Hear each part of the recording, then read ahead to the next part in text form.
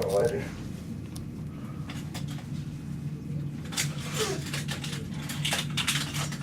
Is my lighter outside?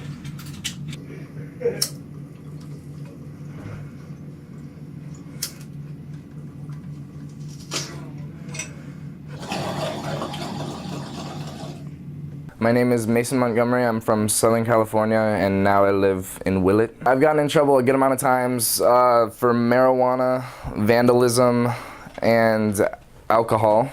Multiple times for all of them. I've had a total of 6 conduct meetings.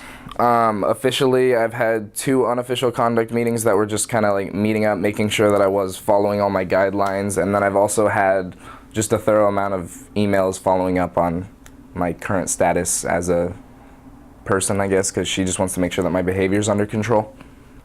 And every time that I've been in there, Jenny will walk in and just kind of assume that you did it and assume that you're guilty regardless of what you say to her. She already has her decision made up before you get there, and it's the most ridiculous system ever made.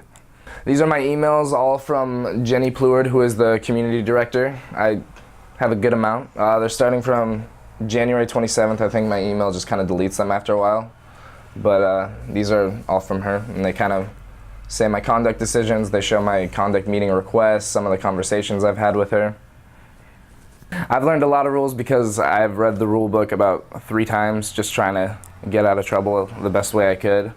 And one of the most interesting rules is that it states completely in the guide, or in the book that they hand you when you become a student, that the conduct process is not it's not a jury or anything like that. Whatever happens is all her decision. Whatever she thinks happens, she'll decide how she wants to deal with you based on that.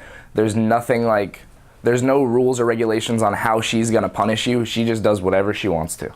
During your conduct meetings, Jenny's a very different person depending on how guilty she thinks you actually are. If she thinks you're guilty, then she treats you like the biggest shithead in the world, and she'll be very demeaning towards you. She won't believe anything you say. She'll question everything you say 1,000 times. She makes it very difficult to get anywhere in your conversation. On the other hand, if she actually doesn't think you're responsible for something, she works with you very well. And I don't think that's truly how someone who's gauging your punishment should be, because it's not fair and unbiased at all. It's if she thinks you're guilty, she's just going to drill you until you finally confess, or if you don't confess, she's going to get you in trouble regardless. And that's the most flawed system I've ever heard of. There's a reason that juries don't work that way. The first time we ever got in trouble was in October. And we thought it'd be fun to do this thing that we called Gravity Fest, which is where you hit a gravity bong, which you just kind of move your mouth down and you get really high from it. The hall just reeks of weed, and if anyone comes through and smells it, there's a possibility that they might call the police, which happened. And so then the police officers knock on our door. So we're throwing everything into my closet, and then I have a lock for my closet, so I lock it up, and then we have to open the door because the police literally saw us walk in there. And so we open it, everything's locked away except for the gravity bong is still in the bathroom. So we just closed the door, and I'm the only one who can talk to the police officer, and so they want everyone's names, they want to know what we were doing, and we didn't admit to anything. We just claimed we didn't know. We just walked in here, and so they were pestering us the entire time like they should have. It reeked of weed in the hall and in the room, and so they asked if they can look around, and I said okay, but I locked my closet, so we actually didn't get caught with anything technically. And so, through those conduct meetings, all six of us, I believe, got put on probation, except for me, because I was able to lie my way through that one. Over Christmas break, Mikey and I stayed here because I work at Safeway and he works at Costco.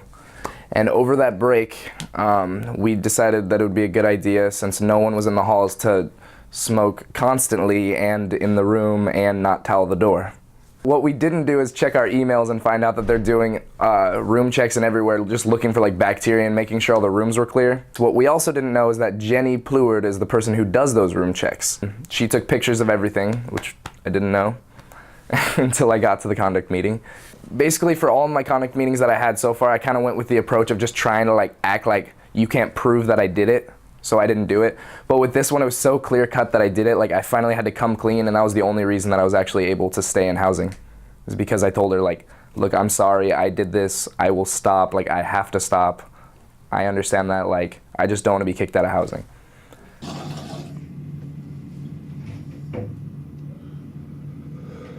How much was that? I didn't scale it, but That's a lot. that was a big one. Alright, that was good, right? Yeah.